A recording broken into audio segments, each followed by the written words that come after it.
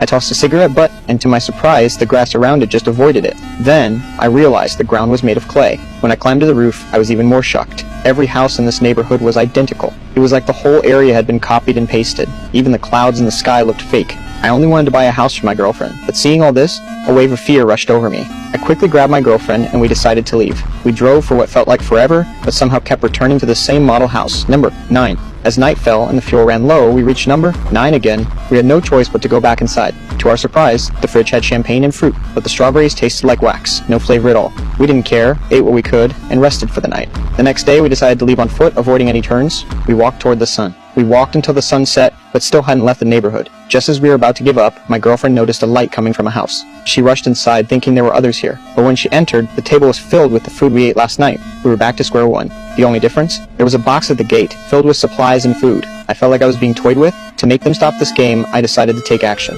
I set fire to house number 9. Hoped this would draw out whoever was behind this, but by the time the house turned to ashes, we still hadn't seen anyone. Exhausted, we fell asleep. When we woke up, a box had appeared in front of us. This time, instead of food, it contained a live baby. On the box, it read, "Raise the child and be released." What was even stranger was that house number 9, the one we burned to the ground, was now fully restored, looking as if nothing had ever happened. We had no choice but to accept this reality, and put our last hope in the message left on the roof. Luckily, the baby grew at an alarming rate. By day 98, he looked like a teenager. Not only did he look just like a regular kid, but he had an incredible ability to mimic. He could almost perfectly replicate everything we said. I hadn't given up on escaping, and I followed the rules. The trash was to be put in a box, and someone would come to collect it. I sat there, staring at the box, waiting for the collector to show up. But it always disappeared when I wasn't looking. Finally, I came up with a plan. Since this world was fake, the answer must lie underground.